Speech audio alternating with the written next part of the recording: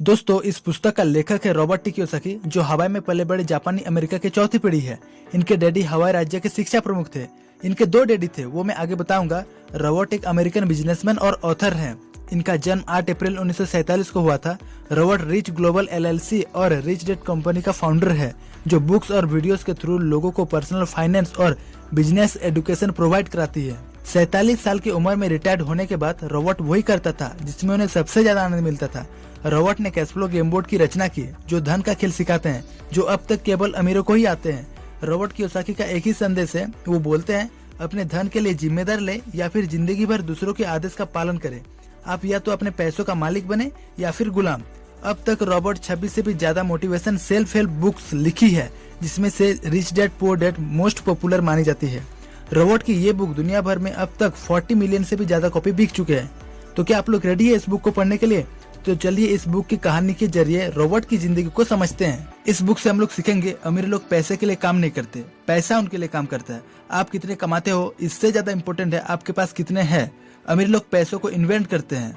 आप अपने काम से काम रखिए और सबसे बड़ी चीज, सीखने के लिए काम करिए, पैसों के लिए नहीं। So let's start. रॉबर्ट के दो डैडी थे, एक अमीर और एक गरीब। गरीब डैडी PhD तक पढ़ाई की है, जबकि अमीर डैडी 8वीं तक। दोनों ही अपने करियर में सफल थे। दोनों ने जिंदगी भर कड़ी मेहनत की थी। मेरे दोनों डैडी को अमीर डैडी और गरीब डैडी इसलिए बोलता हूँ क्योंकि दोनों के सोच में बहुत फर्क था और इसी बात ने मुझे किसी भी निर्णय लेने से रुका हुआ था। हालांकि मेरे दोनों डैडी इरादे के पक्के, चमत्कारी और प्रभावशाली थे। दोनों ही शिक्षा पर बहुत जोर देते थे, परंतु उनके द्वारा सुझाए गए पढ़ाई के विषय अलग अलग थे। अगर मेरे पास एक डैडी होता तो कोई दिक्कत नहीं था, या तो उनके सलाह मानते या फिर ठुकरा देते। चूंकि मेरे पास दो डैडी था तो विरोधाभास विचार होते थे। एक डैडी कहते थे पैसों की मोहमाया ही सभी बुराइयों का जड़ है, जबकि दूसरे डैडी कहते थे पैसों की कमी ही सभी बुराइयों का जड़ है। धन दौलत का विषय स्कूल में नहीं बल्कि घर में पढ़ा जाता है। शायद इसलिए अमीर लोग और ज्यादा अमीर और गरीब लोग और ज्यादा गरीब होते जा रहे हैं और मध्यवर्गीय लोग कर्ज में डूबे रहते हैं। मैं अक्सर नए सदियों में आने वाले समस्याओं के बारे में सोचता हूँ। तब क्या होगा जब हमारे पास ऐसे करोड़ों लोग होंगे जिन्हें आर्थिक और चिकित्सक मदद की जरूरत होगी। मेरे जल्दी अमीर बनने वाले डैडी ने मुझे समझाया कि जब हम कहते हैं मैं इसे नहीं खरीद सकता, तब हमारा दिमाग काम करना बंद कर देते हैं। इसके बदले हमें यह कहना चाहिए कि मैं इसे कैसे खरीद सकता हूँ, तब हमारा दिमाग काम करने लगता है। इसका मतलब ये बिल्कुल नहीं कि आपका जिस चीज पर दिल आ जाए आप उसे खरीद ही लो। इनका मानना था शरीर की कसरत से आप ज्यादा तंदुरुस्त हो सकते हो और दिमाग की कसरत से आप ज्यादा अमीर बन सकते हो। एक डैडी कुछ डॉलर बचाने के लिए परेशान रहे, जबकि दूसरे डैडी एक के बाद एक निवेश करते रहे। मैंने देखा मेरे गरीब डैडी इसलिए गरीब नहीं थे क्योंकि वे कम कमाते थे, बल्कि इसलिए गरीब थे क्योंकि उनके विचार और काम करने का तरीका गरीब की तरह थे। मैंने यह फैसला किया कि धन संबंधित शिक्षा में मैं अपने अमीर डैडी की बात मानूंगा। हालांकि उनके पास कोई डिग्रियां नहीं था। यह तब की बात है जब मैं 9 साल का था। मैं मेरे डैडी के सामने गया और पूछा, डैडी क्या आप मुझे बता सकते हो अमीर कैसे बना जाए? डैडी का जवाब था, बेटा तुम अमीर क्यों बनना चाहते हो? तब मैंने बोला, हमारे स्कूल के टीचर ने ये सवाल हम सभी को घर में पूछने के लिए कहा है, तो क्या आप मुझे बता सकते हो अमीर कैसे बना जाए? तब डैडी ने कहा, अगर तुम्हें अमीर बनना है तो सबसे पहले पैसे बनाना सीखना चाहिए, अपने दिमाग के इस्तेमाल से। मैंने यह बात सोचना शुरू किया और अपने दोस्त माइक को भी बोला। हम दोनों 2 दिन से स्कूल नहीं गए, सिर्फ गार्डन में बैठ के सोच रहे थे। तब डैडी हमारे पास आए और पूछे, तुम लोग स्कूल नहीं गए? मैंने जवाब दिया, नहीं, हम लोग पैसे कैसे बनाए जाए वो सोच रहे हैं। तब डैडी ने थोड़ा मुस्कुराया और बोला, तुम में बहुत ज्यादा रचनात्मक और मौलिक विचार है। बस बोल के चला गया। अगले दिन से हम लोग फिर से स्कूल जाने लगे और कुछ दिन ऐसे ही गुजरा। एक दिन माइक बोले, मेरे डैडी से बात करेगा? तब मैंने कहा, हाँ करूंगा, लेकिन तेरे डैडी तो फ्री ही नहीं रहते, तो बात कैसे करे? माइक बोले, तू शनिवार को मेरे घर आ जा। उस दिन डैडी जल्दी घर आ जाते हैं। मैं शनिवार को माइक के घर उसके डैडी से मिलने गया। माइक के डैडी से मिलने के कुछ देर बाद मैंने पूछा, क्या आप हमें पैसे बनाना सिखाएंगे? ये सवाल माइक भी पूछा। तब उसके डैडी ने थोड़ा मुस्कुराया, थोड़ा सोचा, फिर कहा, मैं तुम लोगों को एक ऑफर दे रहा हूँ। मैंने पूछा, क्या ऑफर? माइक के डैडी ने कहा, अगर तुम लोग मेरे लिए काम करोगे तो उसके बदले मैं तुम लोग को सिखाऊंगा। अगर तुम लोग बैठ के सिर्फ मेरे बातें सुनने के लिए आए हो, जैसे कि स्कूल में करते हो, तो इससे हम तीनों का ही समय बर्बाद होगा। तुम लोग को इसके लिए काम करना होगा, यही मेरा ऑफर है। मैंने पूछा, क्या मैं आपसे एक सवाल कर सकता हूँ? उन्होंने कहा, नहीं, या तो मान लो या फिर वापस लौट जाओ। अगर तुम में तत्काल फैसला करने की क्षमता नहीं है तो तुम कभी पैसा कमाना नहीं सीख पाओगे। मौके आते और चले जाते हैं, तत्काल फैसला लेने की क्षमता भी एक महत्वपूर्ण कला है। मैं और माइक दोनों ही मंजूर कहा। बहुत बढ़िया, माइक के डैडी ने कहा। 10 मिनट में मेरे वर्कर्स रोजी मार्टिन आ जाएंगे। उनसे बात करने के बाद मैं तुम लोगों को उनके साथ भेज दूंगा, फिर तुम लोगों का काम शुरू हो जाएगा। मैं तुम लोगों को हर घंटे के 10 सेंट दूंगा और तुम लोग हर शनिवार को 3 घंटे काम करोगे। माइक के डैडी को मैं अपना अमीर डैडी कहता हूँ। 3 हफ्ते तक माइक और मैं रोजी मार्टिन के पास जाकर 3 घंटे तक काम करते रहे। दोपहर तक हमारा काम खत्म हो जाता था और वो हम में से हर एक के हाथ में 3 छोटे छोटे सिक्के डाल देती थी। चौथे हफ्ते के बुधवार तक मैं काम छोड़ने की फैसला किया। दोपहर में मैं और माइक दोनों बैठ के खाना खा रहे थे। तब मैं माइक को बोला, मैं ये काम छोड़ रहा हूँ। तब माइक ने पूछा, क्यों? तब मैंने कहा, मैं काम करने के लिए तैयार हुआ था क्योंकि मुझे तुम्हारे डैडी से पैसे कैसे कमाए जाए ये सीखने के लिए, परंतु यहाँ तो 10 सेंट प्रति घंटे की गुलामी कर रहे हैं। इस बार माइक मुस्कुराया और बोला, डैडी सही कहा था कि ऐसा ही होगा। तुम काम छोड़ने की जब भी बात करोगे तब मेरे डैडी तुमसे मिलेंगे। तुम शनिवार तक रुक जाओ, मैं डैडी को बोल दूंगा, फिर तुम काम छोड़ देना। शनिवार को जब मैं माइक के डैडी से मिला, मैंने कहा, आप मुझे पैसे कैसे कमाए जाए ये सिखाने वाले थे, परंतु आप वादे से मुकर रहे हैं, आप सिर्फ मुझे काम करवा रहे हैं।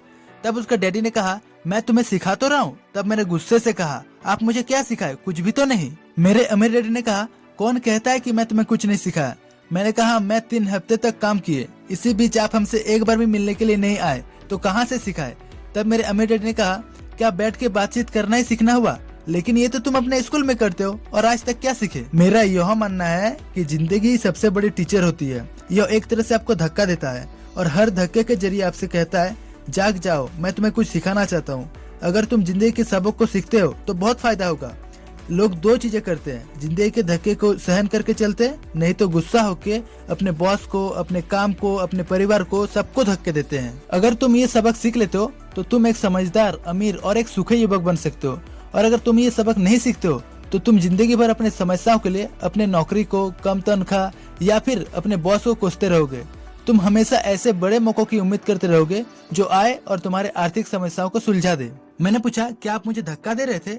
अमीर डैडी ने कहा, मैं तो तुम्हें जिंदगी का स्वाद चखा रहा था। तुम दोनों पहले ऐसे बच्चे हो जो मुझसे पैसे बनाने की कला के बारे में सीखने का आग्रह किया। मेरे पास 150 से भी ज्यादा कर्मचारी है, पर उनमें से एक भी पैसा कमाने की कला के बारे में नहीं पूछता। अगर तुम मुझे समस्या मान रहे हो तो तुम्हें मुझे बदलना होगा। इसके बजाय अगर तुम्हें लगता है कि तुम्हारे समस्या तुम खुद हो तो तुम खुद को बदल सकते हो, सीख सकते हो, ज्यादा समझदार बन सकते हो। मैं तुम्हें यह बात बता दूं, किसी दूसरों को बदलने से ज्यादा आसान है खुद को बदल लेना, खुद के नजरिया को बदल लेना। मैंने देखा कि ये बात में एक अद्भुत नजरिया था। 9 साल की उम्र में मुझे ये समझ आ गया था कि मेरे दोनों डैडी चाहते थे मैं सीखूं। मेरे दोनों डैडी पढ़ने के लिए प्रेरित करते थे।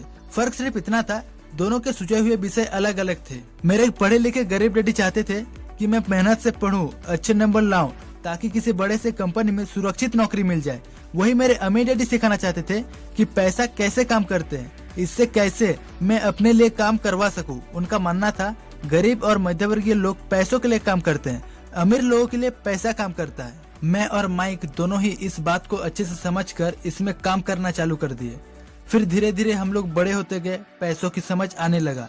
1990 में मेरे सबसे अच्छे दोस्त माइक ने अपने डैडी का लंबा चौड़ा कारोबार संभाल लिया था और अपने डैडी से ज्यादा कामयाब मिल रहा था। अब हम लोग बीच बीच में एक दूसरे से मिलते हैं। मैं ऐसे बहुत से लोगों को जानता हूँ जो नए नए करोड़पति बन रहे हैं। हालांकि मैं खुश हूँ कि इतने सारे लोग अमीर बनते जा रहे हैं, परंतु उन लोगों को बता दूं कि आप कितने पैसे कमा रहे हैं ये इम्पोर्टेंट नहीं है, बल्कि आप कितने पैसे निवेश कर रहे हैं ये इम्पोर्टेंट है। लोग मुझसे पूछते हैं हम किस तरह से शुरू करें या जल्दी से जल्दी अमीर कैसे बना जाए, तब मैं उन लोगों को वही बोलता हूँ जो मेरे अमीर डैडी ने मुझे बचपन में कहा था कि अगर तुम अमीर बनना चाहते हो तो तुम्हारे पास पैसों की समझ होनी चाहिए।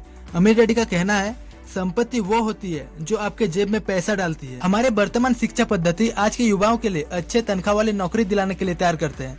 वे इंजीनियर, वैज्ञानिक, रसोई, पुलिस ऑफिसर, कलाकार, लेखक इत्यादि बनने के लिए पढ़ाई करते हैं। हालांकि इसमें कुछ गलत नहीं है, परंतु युवाओं को व्यावसायिक दुनिया के बारे में कुछ भी सिखाया नहीं जाता। ज्यादातर लोग यह गलती करता है कि वे अपने प्रोफेशन को अपना बिजनेस समझ लेता है। मैं अक्सर लोगों से पूछता हूँ आपका बिजनेस क्या है? वे लोग कहते हैं मैं एक बैंकर हूँ। फिर मैं उनसे पूछता हूँ क्या आप बैंक के मालिक हैं? जनरली जवाब आता है नहीं, मैं वहाँ काम करता हूँ। ज्यादातर लोग सुरक्षित खेल खेलना ही पसंद करते हैं और ये गरीब और मध्यवर्गीय लोग होते हैं जिनको जोखिम उठाने से डर लगता है। अगर आप फाइनेंशियल IQ बढ़ाते हो तो बहुत कुछ हासिल कर सकते हो, और अगर नहीं तो आने वाला साल और भी डरावना हो सकता है, क्योंकि हर पुराना जाता है तो ही नया आता है। जो आज है वही सबसे खुशहाल वक्त है। आज के दौर में लोग ज्यादा फाइनेंशियल स्ट्रगल करते हैं क्योंकि उनके सोच अभी भी पुराने जैसे ही है। रॉबर्ट ने एक गेम डिजाइन किया है जिसका नाम है कैश फ्लो। इसमें लोग खूब पैसा कमाते हैं, फिर उन लोगों को समझ नहीं आता कि इतने पैसों का क्या करेंगे, और यही सोच उन लोगों को फिर से हराने लगते हैं। आपको अपने सबसे बड़े एसेट अपने दिमाग को इन्वेस्ट करने की जरूरत है। ये दुनिया कभी एक जैसी नहीं रहेगा। जो आज है वो कल नहीं होगा। कभी मंदी तो कभी तेजी का दौर चलता रहेगा। वक्त के साथ टेक्नोलॉजी और बेहतर होती जाएगी।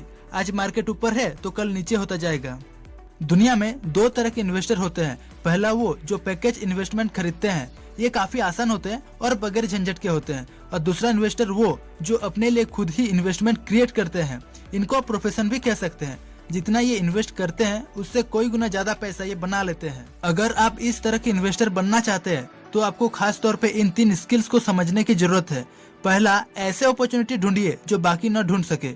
याद रहे, आपके दिमाग वो देख सकता है जो बाकियों के आंखें भी देख नहीं सकते।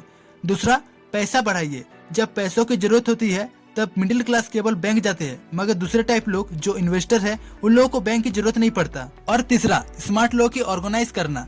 इंटेलिजेंट लोग वो होते हैं जो अपने से ज्यादा स्मार्ट लोगों के साथ मिलकर काम करते हैं। मुझे मालूम है कि ये सब आपके लिए थोड़ा ज्यादा ही है, मगर इसका रिवॉर्ड शानदार है। जिंदगी में रिस्क बहुत है, लेकिन उन्हें हैंडल करना सीखकर ही हम अमीर बन पाएंगे। सो फ्रेंड्स, ये था रिच डैड पुअर डैड का समरी। अगर वीडियो अच्छे लगे तो चैनल को सब्सक्राइब कर लीजिए।